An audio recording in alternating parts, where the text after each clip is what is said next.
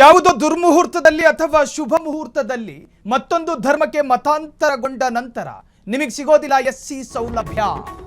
ಮತಾಂತರಿಗಳಿಗೆ ಇನ್ನೂ ಸಿಗೋದಿಲ್ಲ ಎಸ್ಸಿ ಸೌಲಭ್ಯ. ಮೂಲ ಧರ್ಮದಲ್ಲಿ ಮಾತ್ರ ವಿಶೇಷ ರಕ್ಷಣೆ ಇರೋದು. ಮತಾಂತರಗೊಂಡ ತಕ್ಷಣ ಎಲ್ಲ ಸ್ಪೆಷಲ್ ರಕ್ಷಣೆ ರದ್ದಾಗುತ್ತೆ. ದೇಶದ ನ್ಯಾಯಾಂಗ ವ್ಯವಸ್ಥೆಯಲ್ಲಿ ಇದು ಅತ್ಯಂತ ಮಹತ್ವದ ವರ್ಡಿಕ್ಟು. ಮತಾಂತರ ಪಿಡುಗಿಗೆ ಕಡಿವಾಣ ಹಾಕುವ ಸಾಧ್ಯ. ಸಾಮಾಜಿಕ ವಲಯದಲ್ಲಿ ಅಶಾಂತಿಗೆ ಕಾರಣವಾಗಿದ್ದ ಮತಾಂತರ, ಮೂಲ ಧರ್ಮೀಯರು ಮತಾಂತರಗೊಂಡವರ ನಡುವೆ ವಿವಾದಗಳಿತ್ತು.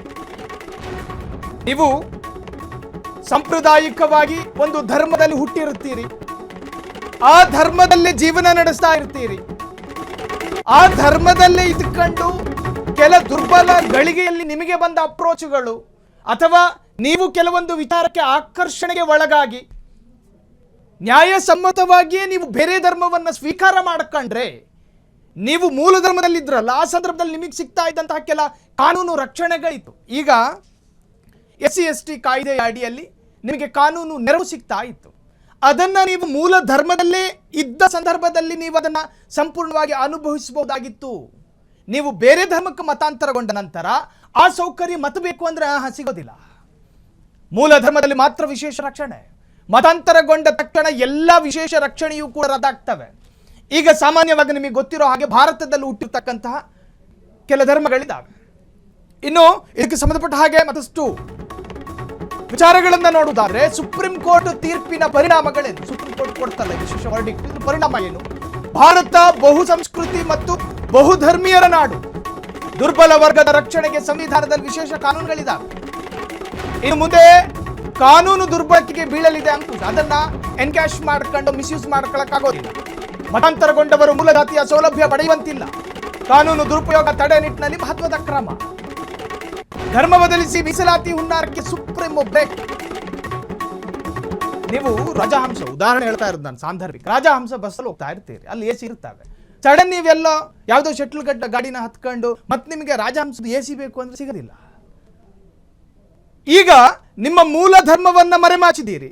ಉದಾಹರಣೆ, ಆ ಮೂಲ ಧರ್ಮವನ್ನು ತಿರಸ್ಕಾರ ಮಾಡಿ ಮತ್ತೊಂದು ಧರ್ಮಕ್ಕೆ ನೀವು ಮಾನಸಿಕವಾಗಿಯೂ ದೈಹಿಕವಾಗಿಯೂ ಒಪ್ಕೊಂಡು ಹೋಗಿರ್ತೀರಿ. ಆ ಧರ್ಮಕ್ಕೆ ಹೋದ ನಂತರ ಆ ಧರ್ಮದ ಕೆಲ ಪ್ರಿಯಾಂಬಲ್, ಕೆಲ ಪೀಠಿಕೆಗಳನ್ನ, ಆ ಧರ್ಮದ ಸಿದ್ಧಾಂತಗಳನ್ನು ಫಾಲೋ ಮಾಡಬೇಕಾಗಿ ಬರುತ್ತೆ. ಇನ್ನು ಆ ಧರ್ಮಕ್ಕೆ ಸಂಬಂಧಪಟ್ಟ ಕೆಲ ಕಾನೂನು ನೆರವುಗಳು ನಿಮ್ಮದಾಗಿಸ್ಕೊಳ್ಬಹುದು. ಆದರೆ ನೀವಿದ್ರಲ್ಲ ಮೂಲ ಧರ್ಮ, ಈ ಹಿಂದೆ ಇದ್ದಂತಹ ಧರ್ಮ, ಆ ಧರ್ಮದಲ್ಲಿ ನಿಮಗೆ ಸಿಗಬಹುದಾಗಿದ್ದ ಕೆಲ ಕಾನೂನು ರಕ್ಷಣೆಗಳು ನಿಮಗೆ ಸಿಗೋದಿಲ್ಲ. ಕಾನೂನಲ್ಲದಕ್ಕೆ ಅವಕಾಶ ಇಲ್ಲ. ಸುಪ್ರೀಂ ಕೋರ್ಟ್ ತೀರ್ಪಿನ ಪರಿಣಾಮಗಳು ಇದು ಜಾಗತಿಕವಾಗಿ ಚರ್ಚೆಯಾದಂಥ ವಿಚಾರ. ಮಂಗಳವಾರದ ದಿನ ಘನ ನ್ಯಾಯಾಲಯ ಗೌರವಾನ್ವಿತ ಪೀಠ ಕೊಟ್ಟಂಥ ಆದೇಶ ಭಾರತದ ಗಡಿ ರೇಖೆಗಳನ್ನು ದಾಟಿ ಜಾಗತಿಕವಾಗಿ ಗ್ಲೋಬಲಿ ಚರ್ಚೆಯಾದಂಥ ವಿಚಾರ. ಯಾಕೆ ಹಿಂಗೆ? ಎಲ್ಲ ಸರ್ವಸಮ್ಮತವಾಗಿ ಮತ್ತೊಂದು ಧರ್ಮವನ್ನು ಸ್ವೀಕಾರ ಮಾಡಿದ್ರೆ ಆ ನೆರವು ಸಿಗೋದಿಲ್ಲ ಅನ್ನೋದು ಯಾಕೆ? ಈಗ ಭಾರತದಲ್ಲಿ ಹುಟ್ಟಿರ್ತಕ್ಕಂತಹ ಹಿಂದೂ ಧರ್ಮ, ಸಿಖ್ ಧರ್ಮ, ಬೌದ್ಧ ಧರ್ಮ, ಜೈನ ಧರ್ಮ, ಈ ಧರ್ಮಗಳಿಗೆ ನೀವು ಮತಾಂತರಗೊಂಡ್ರೆ ಈ ಕಾನೂನು ನೆರವುಗಳು ಸಿಗ್ತವೆ. ಆದರೆ ಇದಲ್ಲದ ಭಾರತದಲ್ಲದ ಧರ್ಮಗಳನ್ನ ನೀವು ಸ್ವೀಕಾರ ಮಾಡ್ಕೊಂಡ್ರೆ ಆ ಧರ್ಮಕ್ಕೆ ಹೋದ ನಂತರ ನೀವು ಹಳೆಯ ಆ ಕಾನೂನು ನೆರವು ಸಿಗೋದಿಲ್ಲ ಎನ್ನುವಂತಹದ್ದು.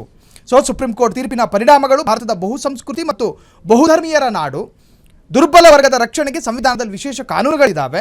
ಇನ್ನು ಮುಂದೆ ಕಾನೂನು ದುರ್ಬಳಕೆಗೆ ಬೀಳಲಿದೆ ಕಡಿವಾಣ ಹಾಕೋದಕ್ಕೆ ಈ ತರಹದೊಂದು ವಿಶೇಷ ವರ್ಡಿಕ್ಟು.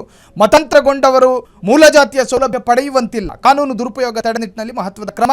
ಧರ್ಮ ಬದಲಿಸಿ ಮೀಸಲಾತಿ ಹುನ್ನಾರಕ್ಕೆ ರಿಸರ್ವೇಷನ್ಗೋಸ್ಕರ ಕೂಡ ಜಂಪಿಂಗ್ ನಡೀತಾ ಇತ್ತು, ಅದು ಕೂಡ ಇನ್ನು ನಡೆಯೋದಿಲ್ಲ. ಕೆಲ ಏರಿಯಾಗಳನ್ನು ಗುರಿಯಾಗಿಸಿಕೊಂಡು, ಕೆಲ ಕಾಲೋನಿಗಳನ್ನು ಗುರಿಯಾಗಿಸಿಕೊಂಡು, ಆ ಸಮಾಜದ ಆರ್ಥಿಕ ಸ್ಥಿತಿಗತಿಗಳನ್ನೇ ಎನ್ಕ್ಯಾಶ್ ಮಾಡ್ಕೊಂಡು ಆಮಿಷದ ರೂಪದಲ್ಲಿ ಅವರನ್ನ ಮನವೊಲಿಸಿ ಮತಾಂತರ ಮಾಡಲಾಗ್ತಾ ಇದ್ದ ಬಹುದೊಡ್ಡ ಜಾಲ ಇತ್ತು ಭಾರತದಲ್ಲಿ. ಅದು ಇಂತಹದ್ದು ಪ್ರತ್ಯೇಕ ಅಂತ ನಾವು ಹೇಳ್ತಾ ಇಲ್ಲ, ಬಹುದೊಡ್ಡ ಜಾಲ ಇತ್ತು. ಇನ್ನು ಆ ಆಮಿಷಕ್ಕೆ ಒಳಗಾಗಿ ನಮ್ಮ ದಾಹಕ್ಕೆ ನೀರು ಕೊಡ್ತಾ ಇದ್ದಾರೆ ಇವರು. ಈಗಲೇ ಶರಣಾಗತಿ ಆಗ್ಬಿಡೋಣ ಅಂತೇಳಿ ಕೆಲವರು ಸರೆಂಡರ್. ಎಲ್ಲ ವಿಚಾರಕ್ಕೆ ಬ್ರೇಕ್ ಹಾಕೋದಕ್ಕೆ ಈ ತರಹದೊಂದು ವಿಶೇಷ ವರ್ಡಿಕ್ಟ್ ಪ್ರಕಟಗೊಂಡಿದೆ. ಕ್ಷಣ ಕ್ಷಣದ ಸುದ್ದಿಗಳಿಗಾಗಿ ಫ್ರೀಡಂ ಟಿವಿ ಸಬ್ಸ್ಕ್ರೈಬ್ ಮಾಡಿ, ಲೈಕ್ ಮಾಡಿ ಹಾಗೂ ಫಾಲೋ ಮಾಡಿ. ಹೊಸ ಸುದ್ದಿಗಳ ನೋಟಿಫಿಕೇಶನ್ಗಾಗಿ ಬೆಲ್ ಐಕಾನ್ ಮೇಲೆ ಕ್ಲಿಕ್ ಮಾಡಿ.